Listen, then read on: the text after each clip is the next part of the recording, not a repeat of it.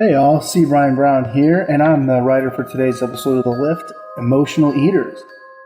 If you enjoy the story, you can find more of my work at cbrianbrown.net. You can also check out more episodes of The Lift at victoriaslift.com. Thanks for listening.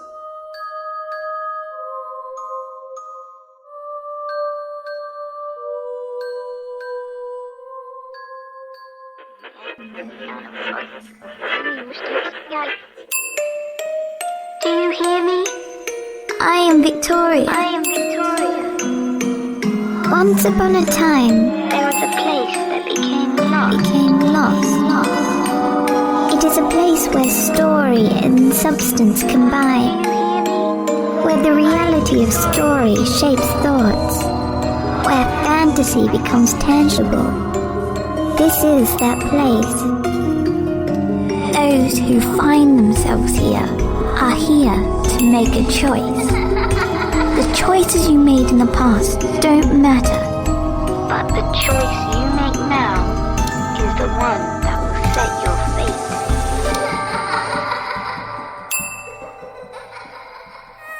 Casey Adams darts across the street, throwing a hand up as if the gesture can stop the 2 tons of steel heading right for her.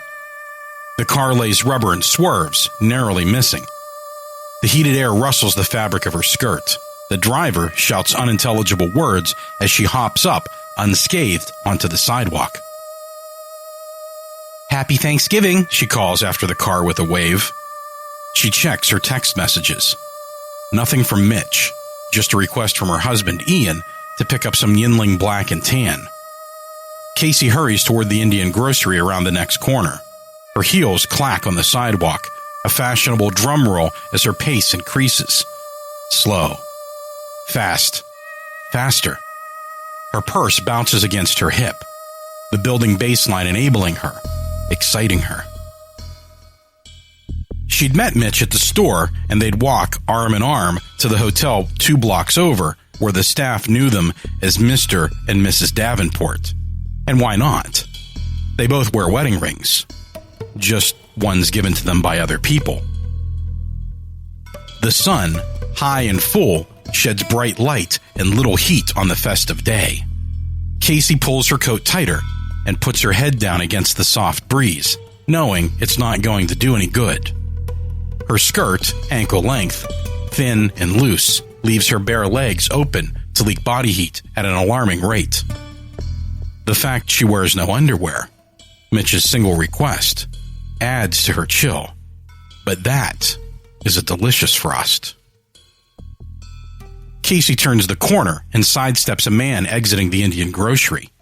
He apologizes in heavily accented English, and she waves him on, smiling. But he doesn't move, only continues to speak, his voice becoming more and more unintelligible by the second. "I don't understand," she says. "I'm fine, I promise. We really didn't even run into each other." He flutters about her, touching her shoulder, her side, her cheek. "Seriously, guy, back off." When he cups the sides of her head with both of his hands, she shoves him away and drops a hand into her purse. It's a practice move, and within seconds she brings up the mace can, always within easy reach. "Stay over there. You take another step toward me and I'll blast you, I swear." Casey backs up, each step carefully considered lest she catch a heel and fall over, making herself easy prey for this guy. Behind her, a 3-foot wrought iron fence, the spike shaped like a fleur-de-lis, surrounds a kids' park, the kind of place she'd bring her daughter. Casey goes through an open space where there had once been a gate, but all that remains now are empty hinges. The man watches her, but keeps his distance, and Casey doesn't stop her backward motion. "Where are you, Mitch?" She should have known the store would be open with all the Black Friday sales starting in a few hours. It'll be a madhouse, one she'll have to join before going home. It wouldn't do to show up back home without the spices she told Ian she forgot during her normal shopping trip. A flash of color inside the park draws Casey's focus away from her stalker. She searches for the source, but the light inside the fence seems dimmer than out on the sidewalk. A low breeze tickles her ankle, toying with the idea of pushing her skirt up and exposing her. Her hands bat it down. The seats on the swing sway, the rusted metal chains whispering in the afternoon air. The paint flakes off in her hands when she runs her finger along the support bars. The teeter-totters with their wide, flat seats and bent metal poles are more worn catapults than children's playthings. And what about these animal bouncers? A unicorn, its horns sheared in half and missing its tail, and a Pegasus with only one wing. Everything is dull, lifeless, and nothing here reflects the sun's light. It reminds Casey of the washed-out hues favored by Tim Burton. The wind kicks up another notch, and Casey fights harder to keep her skirt down. Those bright colors flash again, drawing her to the far side of the park. A tall stone building rears up before her, and she wonders if the park is part of the building's amenities. Something to entice parents to move or stay here. Her thoughts don't linger long there, however, as Mitch's scarf hangs from the handles of two glass doors, the ends billowing like a flag. He wound it up around the handles, and she yanks it off, pressing it to her nose and inhaling his scent. Grinning, she slips between the doors and into the building. "Mitch?" He doesn't answer, but the building does, echoing his name back at her. She stands in a large, empty space that may have been a lobby or some sort of great room. Casey can't tell. Boards cover the windows, but many of those have holes, and the light from outside spotlights small areas. Most of the illumination comes from the doors behind her, and it stretches about halfway across the room. But that's the way of light, isn't it? It only reveals so much. The rest, one has to figure out on her own. The carpet beneath her feet is old, yellowed in spots, worn clear down to the subfloor in others. But a thick layer of dirt and grime covers it all. Mitch's footprints lead away from the door, and Casey follows them, glancing up every few seconds to make sure she's not going to run into some discarded piece of furniture or trip over some random chunk of carpet. Ahead, an odd footprint on the carpet catches her interest. The print is large, twice the size of Mitch's, and outlined in the grime are 3 toes, each one longer than her index finger.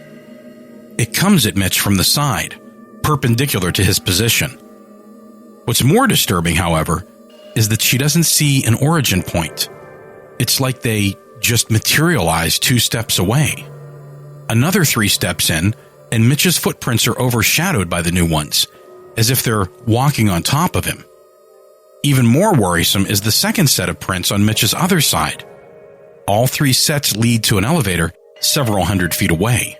Casey's body thrums with tension. Her muscles ache with the desire to flee, to go home to husband and child, to leave this place behind. Get a grip, she thinks. It's an adventure. That's what each affair was, right? Something new, magical, worthy of a book. Mitch is taking it to the next level. The elevator, old yet pristine, is the carriage that will carry Casey to her illicit lover. The gilded fence is open, and bright electric light bathes the interior of the car. Casey can't imagine what it took for Mitch to set this all up on such short notice.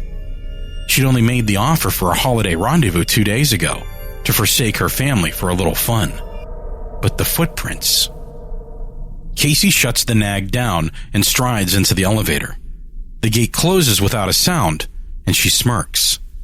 It's too clean, too functional for the building, and she wonders if Mitch's company owns the place. These new urban developers had ideas on top of ideas, none of them ever prudent. She examines the call buttons and smiles, enjoying the originality. No fancy backlit numbers here, just little round buttons with the floor numbers printed underneath. There's a red fingerprint on the 4th floor button. Casey presses the button, finds it tacky, and whatever the red stuff is, it wasn't quite dry. She sniffs it, makes a face, and pulls a small package of tissues from her purse. The lift rises with a quiet steadiness that belies its apparent age. Each floor she passes is in disarray. 2 have the walls torn out, exposing the support beams, the detritus scattered about the hall. The other is crammed full of painter's scaffolds, old chairs, and bed frames. The elevator crests the 4th floor, and Casey finds herself facing another enormous room. Floor-to-ceiling windows are evenly spaced around the walls, and these, unlike the ones in the lower floor, aren't boarded over. Instead, they're streaked with thick rivulets of dirt, which blocks and filters the light into alternating stripes and squares of shadow. Opposite the elevators, a door and hallway run out of sight. Closer, and far more important, is the little girl waiting a few feet from the elevator. A fancy purple dress wraps the girl in an air of celebration and wealth, while accenting her green eyes and blonde hair. She's fiddling with an antique music box. Once the elevator stops, Casey steps out, her boots loud on the parquet floor. "What are you playing at, Mitch?" Casey wonders. "This little kid doesn't belong here." "Neither do you." Casey ignores the nag again and, deciding to play along, stops a few feet from the girl and clears her throat. "Hello?" Oh, hello. The girl answers, looking up from the box in her hands. The girl's voice is accented and sweet. British, maybe, but Casey can't tell a Midwestern drawl from a Southern one, so she isn't sure. I was just coming to collect you, but my music box stopped. That's a shame. It's very pretty. My daughter has a music box as well. It's not as old as yours, though. How old is your daughter? Sarah is 8. How old are you? I'm 9. My name is Victoria. What's yours? It's a pleasure to meet you. I'm Casey. Have you seen my friend Mitch? Is he Sarah's father? Casey blinks at the rude question and asks, "What?" She had to have misheard the girl. Mitch wouldn't pay someone to be this impertinent. That's none of your business. Can you tell me where Mitch is? He might be in the dining room. There's a feast today, you know. Today we give thanks for what's happened in our lives and appreciate what we have. I really enjoyed this holiday. I'm aware of what day it is. Where's Mitch? Casey cut the last 2 words, intending them to be all sharp edges and mother's anger, but the girl just giggled. If you know today's Thanksgiving, why aren't you at home? I'm sure Sarah wants to spend time with her mother. I'd love to spend time with mine again. You know what? That's really sweet. Can you just take me to Mitch, please? If you insist. I'd much rather show you the door. The door? Yes, the way out of here, so you can be with Sarah. You're really starting to creep me out. Once I find Mitch, I'll leave. Of course. Victoria says, a certain sadness tinging her words. This way, please. Victoria holds out her hand, and Casey, frowning, takes it. Casey had picked up a rotten apple at the store once, and that's how this girl's skin felt. Soft. Rotten. The girl leads Casey through a large open room, and she pictures a couch in front of a window, wing chairs and reading lamps, a grand piano in one corner. But when she tries to focus on them, they're gone. Nothing more than shadows in the dim, dust-filled light. This place must have been beautiful once. They walk down one hall and another, and then a third.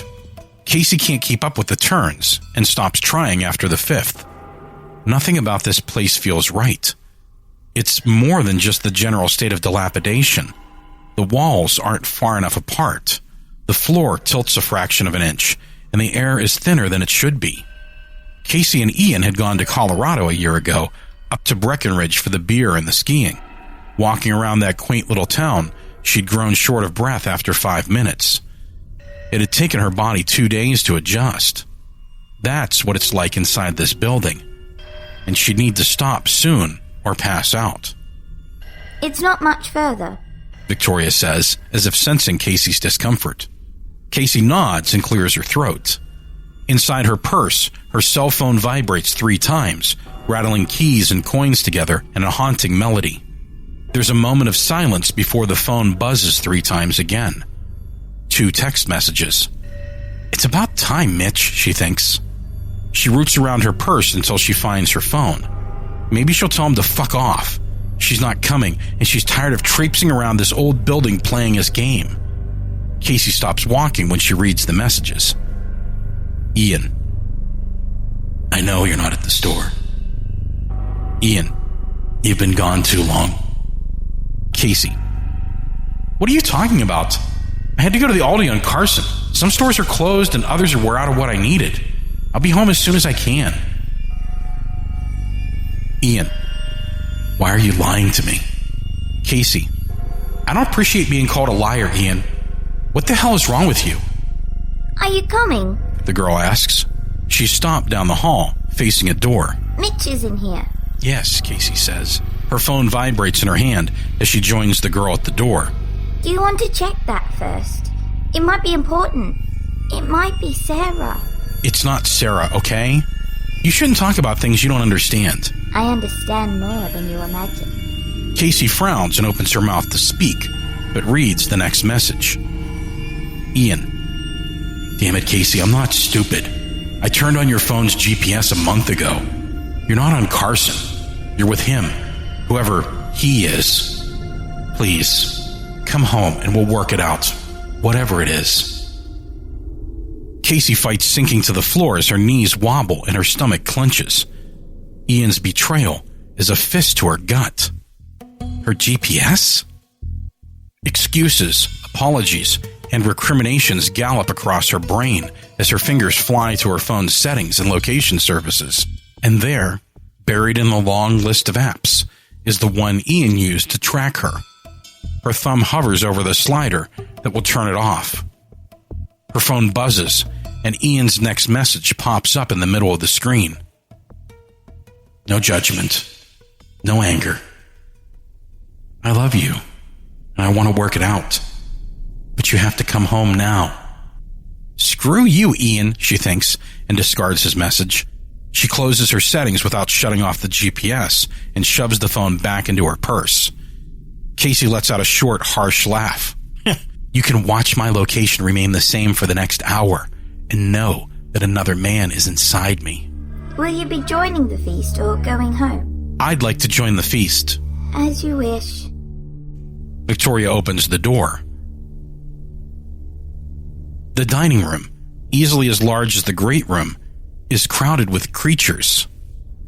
Things so different from anything Casey's ever seen. She's not sure they're real or if they can even exist. But they move and make noise. A sort of chattering, like old typewriters. She realizes they're talking, carrying on conversations with each other, sometimes 2 or 3 at a time.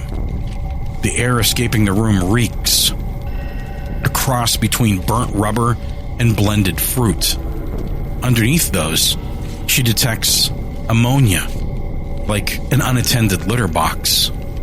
A creature moves and reveals a single large table dominating the center of the room. Mitch is on the table, strapped down and stripped of both clothes and skin.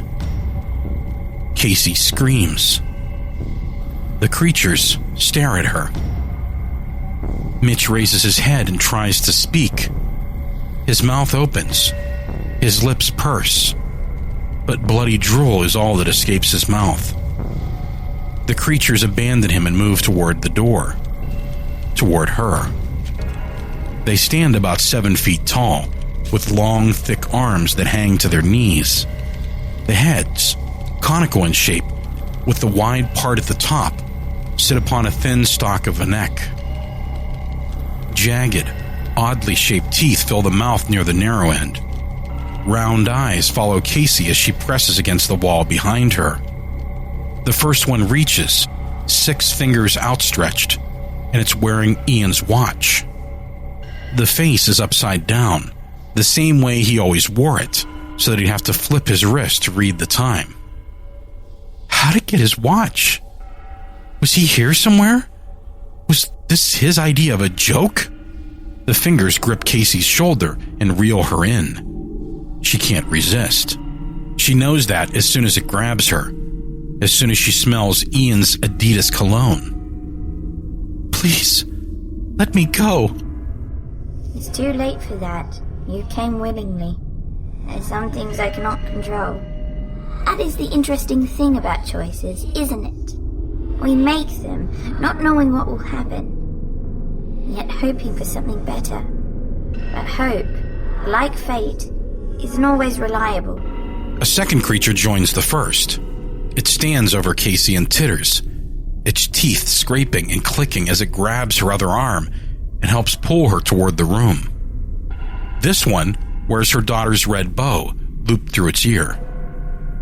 Casey had given the bow to Sarah on her first day of kindergarten. Sarah had cried herself to sleep the night before, insisting Mommy didn't love her anymore, and that was the only reason why Sarah had to go to school. Casey went to the store that night and bought the ribbon. In the morning, she'd tied it to Sarah's hair and told her that as long as she wore the ribbon, she'd know Mommy was with her, and that Mommy loved her. Julia kept the bow in her keepsake box beside her bed. "No," Casey moans. Another misshapen head swims into view, and with her tears, it's like Casey sees this one through a rain-covered window. Ian's wedding ring is laced through its lip, the way a teenager would wear a hoop earring. The creature clicks its teeth together, lowering itself until its face is inches from hers. It is a day of thanks. Victoria says. We're thankful for the good things we have, and the bad things we don't. But it's both the good and the bad things that make us who we are. We simply cannot exist without joy and love, without fear and pain, Casey cries, fighting the two creatures dragging her to the table. This is very true.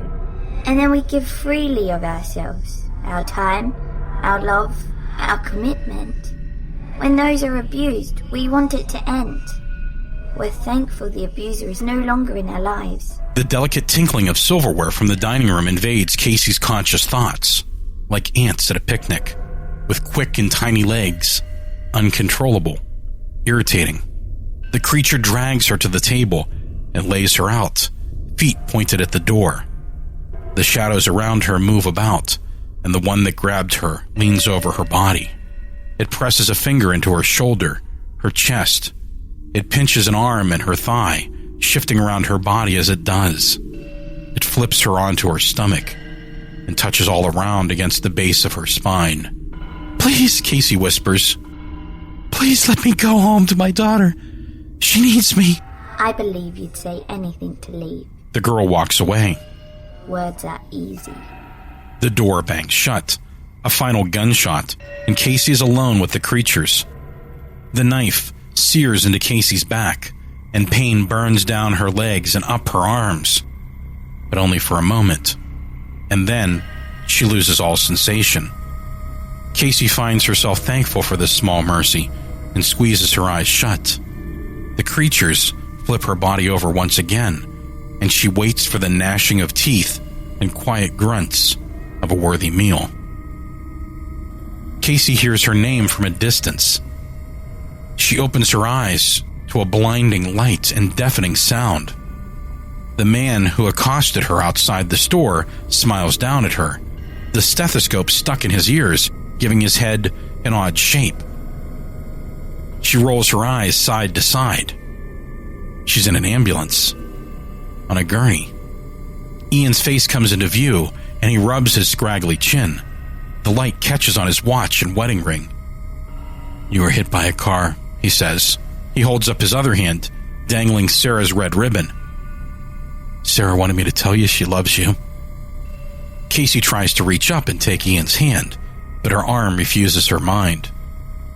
I can't move my arm." "Your back is broken," Ian says, his voice itching. "It's lucky I came after you." The driver sped off. "You came after me?" "Of course I did." "I love you, Casey." "I admit, for a moment while you lay there on the street, I almost left you to this other man. But I'm not ready for us to end." Casey cries and nods, apologies entering and leaving her mind in rapid succession. None of them are appropriate or sincere enough. None of them can say how thankful she is for him. And she knows that words are easy, too easy, and she'll have to find a better way.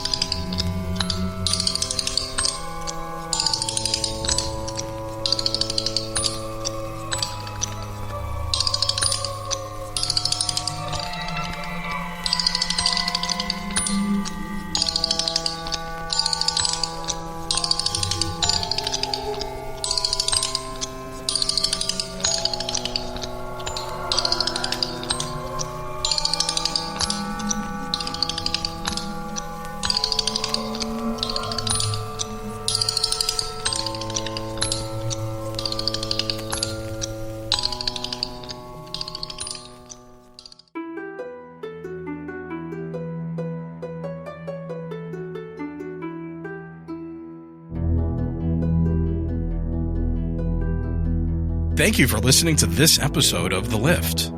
Today's episode featured a story by C. Brian Brown, Emotional Eaters. If you'd like more information on C. Brian Brown and his work, please visit cbrianbrown.net and follow him on Twitter at cbrianbrown. Artwork for today's show was created by Jeanette Andromeda. If you'd like more information on Jeanette and her work, please visit horrormade.com and follow her on Twitter at horrormade. Please help others find our little lost place. Share the show and help us grow. The best support you can give is to retweet, repost, and share the link to victoriaslift.com. Follow us on Twitter at victoriaslift and find us on Facebook at facebook.com/victoriaslift. Don't miss the next episode. Subscribe to the show in Stitcher, TuneIn Radio, or Google, and coming soon to iTunes and Google Play. This show's feed is feeds.feedburner.com/victoriaslift. All works read in this audio recording and associated music and artwork are copyright of their respective creators and may not be used in any form without their permission.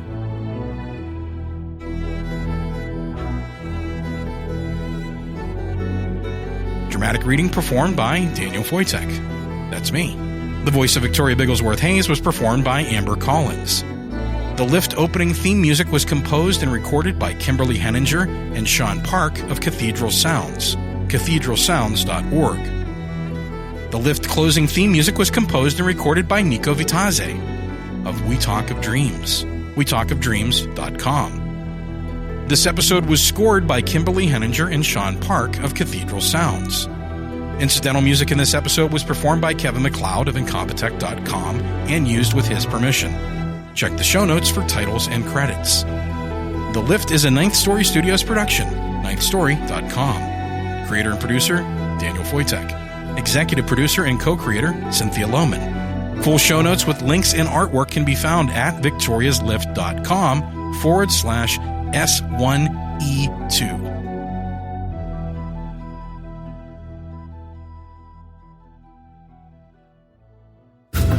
Societies rise and societies fall. When the time comes, one society steps forward to build a better future. The Wicked Library, Kettle Whistle Radio, Ninth Story Podcast, Prog Watch, Red Horse Radio, The Lift, History Goes Bumble.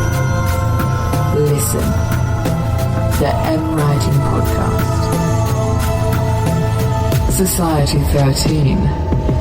Rebuilding society, one podcast at a time.